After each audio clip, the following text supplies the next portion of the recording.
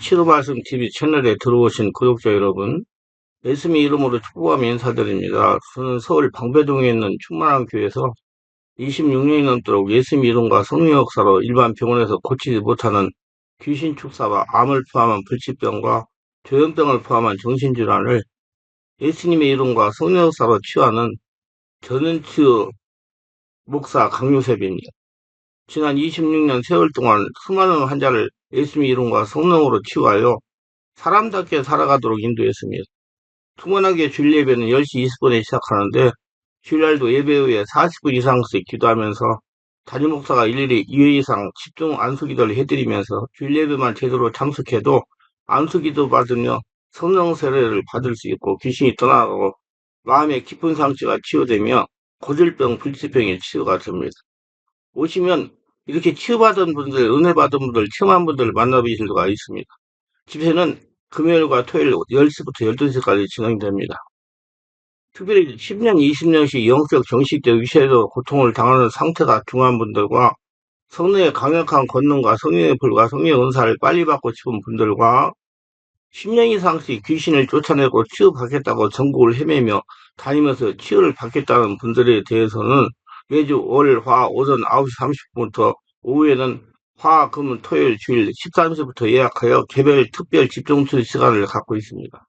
한 번에 2명밖에 할 수 없으므로 필히 일주일 전에 예약을 합니다. 예약하고 오시면 단기간에 자신이 누군가 몸으로 느끼고 주변 사람들이 알아볼 정도로 획기적이고 강력한 능력과 치유가 체험적으로 실제적으로 나타나 사람답게 살아갈 수가 있습니다. 도다다니는 방황을 멈추고 안정을 찾아 사람답게 살아갈 수가 있습니다. 절대로 학이라고 생각하고 의심하지 마시고 꼭 해결받겠다는 믿음을 가지고 계약하고 오시면 여기서도 저기서도 해결을 못한 영적성이 육체적 치유와 귀신이 떠나가고 평안을 찾고 성령의 권능이 나타납니다. 오시면 치유하고 안정을 찾은 분들을 만나 뵐 수가 있습니다. 반드시 일주일 전에 전화 확인하시고 예약을 해야 됩니다. 이 유튜브 강의는 제가 26년 동안 사역하면서 체험한 100가지 조서 중에서 한 권 한 권 정성을 다하여 강의하는 것입니다.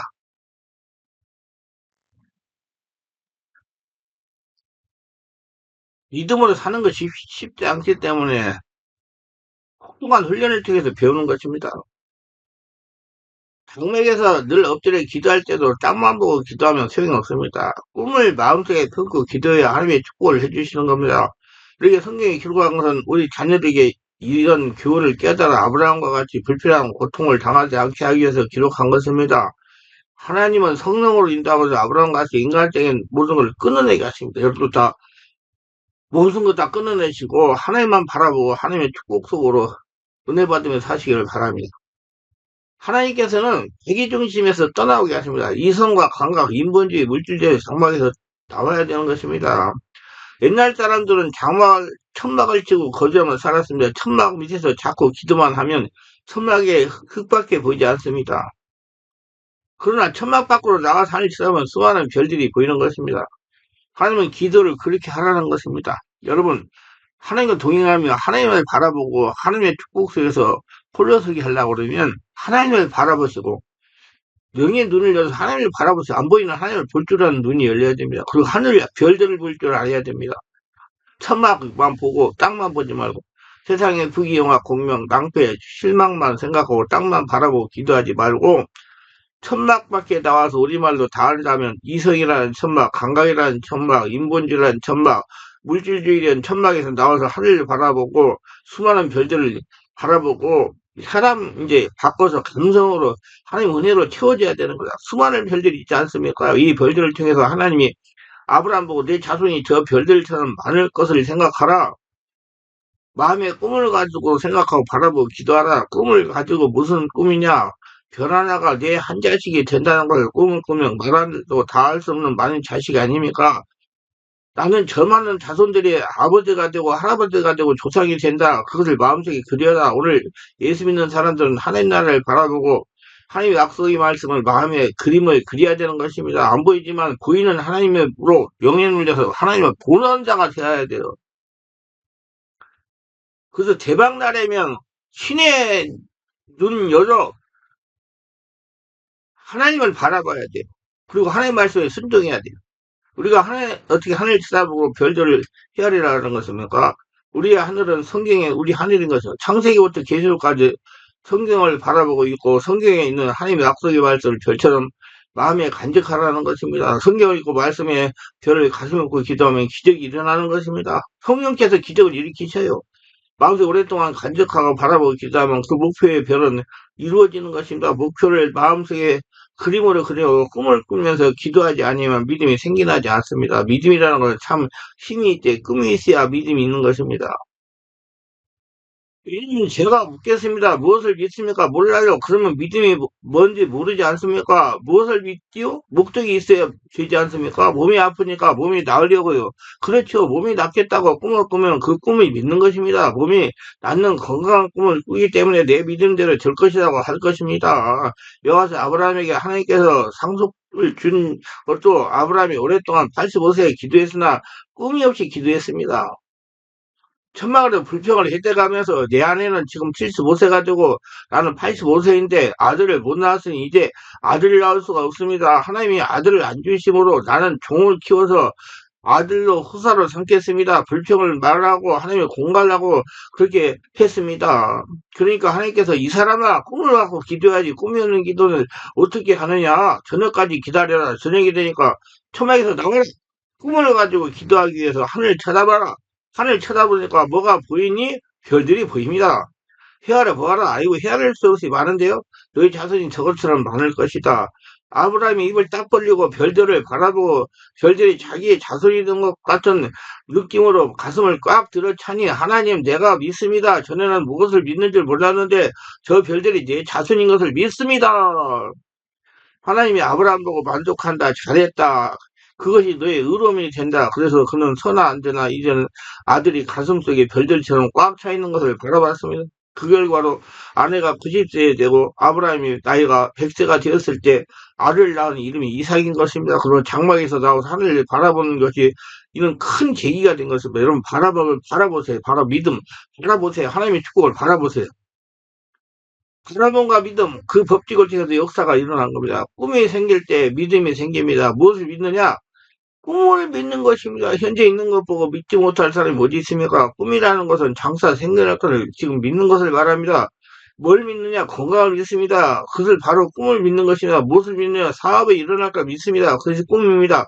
그것이 믿음이고 그러면 꿈은 마음속에 현재 그림으로 그리고 그것을 바라보고 있으면 그것이 내 것이 된다 되었다는 믿음이 생겨나는 것입니다. 저는 100살까지 사역을 하겠다 항상 꿈을 가지고 있습니다. 그럼 하나님께서 100살까지 할 수 있도록 밀어주실 것입니다. 믿습니다. 믿음이 생겨나면 믿음을 입술로 고백하는 겁니다. 그것이 내 것이라고 고백을 하면 실질적으로 날이 가고 달이 가면 이루어지게 되는 것입니다. 믿음대로 하나님께서 역사하시는 거예요. 성령 하나님께서. 로마서 10장 17, 18절로 기록된 바 내가 너희 많은 민족이 조상으로 세웠다 하신 것 같으니 그가 믿음으로 하나님은 죽은 자를 살리심이 없는 것을 있는 것으로 부르시는 이신이라 아브라함이 바랄 수 없는 중에 바라고 믿었으니 이는 내 후손이 이같이 하신 말씀대로 많은 민족이 조상이 되게 하려 하심이라고 말씀합시다. 그러므로 하나님은 죽은 자를 살리시고 없는 것을 있는 까지 부르시는 전지전능 무소부재 영광스러운 하나님이시기 때문에 하나님 앞에서 그가 없는 것을 있는 것까지 바라보고 믿고 입술로 고백하면 하나님이 책임지신다는 것입니다. 하나님의 그의 일을 이루도록 역사하시는 것입니다. 그래서 여러분 믿음으로 자꾸 바라보고 시인하세요. 하나님이 하신다. 내가 하는 것이 아니고 나의 주인 하나님이 하신다. 믿고 다 이루시기를 바랍니다. 자, 그러면 우리는 어떻게 해야 돼? 또 하나님의 시험을 통과해야 돼. 하나님은 삶의 목표를 삼지 않고는 지위나 명예나 돈이나 이런 것이 생활의 목표가 될 수가 없는 것입니다. 하나님과 동행하며 홀로 쓰려고 그러면은 시험을 통과해야 돼요. 그러므로 우리는 하나님 말씀을 읽고 듣고 성령님을 환영하고 모셔드리며 의지할 때 성령이 우리 마음속에 훈련시켜서 하나님 제일주의로 만들어서 살게 해주시는 겁니다. 오늘날 우리가 인생을 살면서 한편에는 복을 주시면서 다른 면에는 시험과 환란을 반드시 주십니다. 왜냐하면 믿음을 가르쳐주고 사랑을 가르쳐주는 데는 시련이 필요한 것입니다. 학교 다닐 때 어린아이들이 공부하는데 공부 좋아하는 애들이 봤습니까? 공부가 싫어요. 그래도 공부가 장차 그를 현명하게 만들고 지혜로운 자 만들고 더 놀라운 삶을 살게 만들어주기 때문에 억지라도 공부를 해야 되는 것입니다. 공부를 싫으나 해야 됩니다.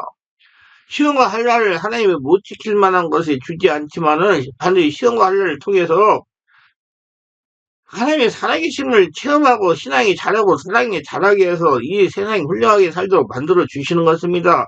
하나님은 시험을 통과해 가지고 하나님과 대면하는 하나님에서 흘러서는 사람을 만들어 가시는 것입니다. 하나님께서는 아브라함에게 권한을 준 것은 그를 통해서 하나님께서 순종하는 걸 배우고 하나님의 사랑하는 것을 배우는 것입니다.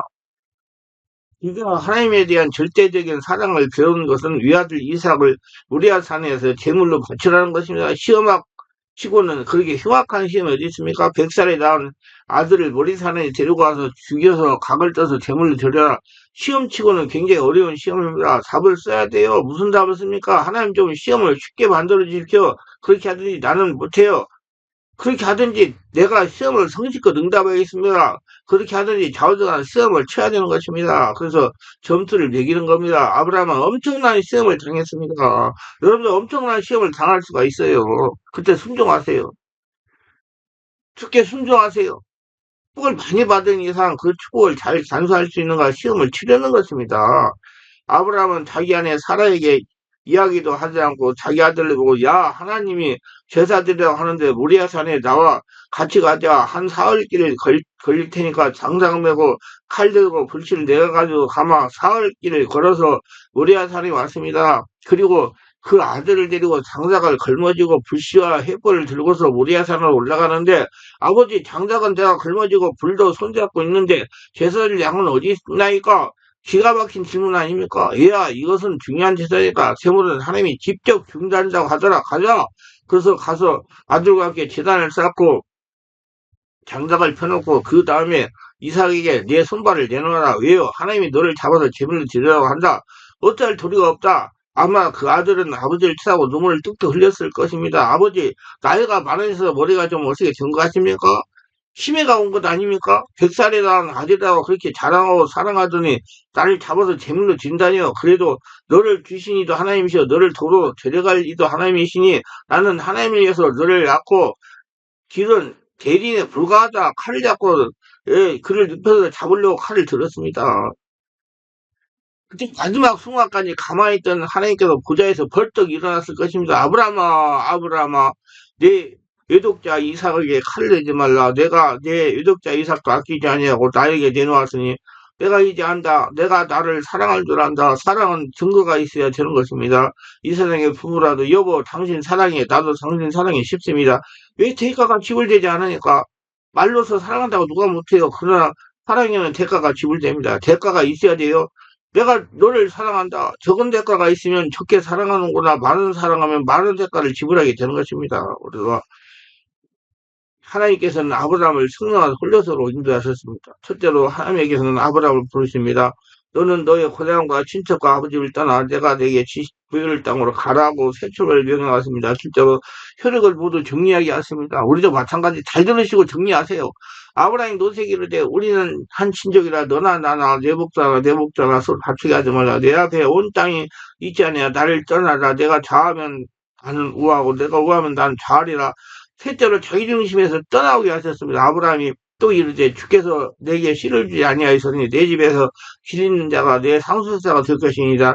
여호와의 말씀이 그에게 임하여 이르실 때 그 사람이 상속자가 아니라 내 몸에서 날짜가 상속자가 되리라 하시고 셋째로 성령 안에서 홀려설 수 있는 시험을 하십니다. 여러분 잘 들으시고 시험을 통과하세요.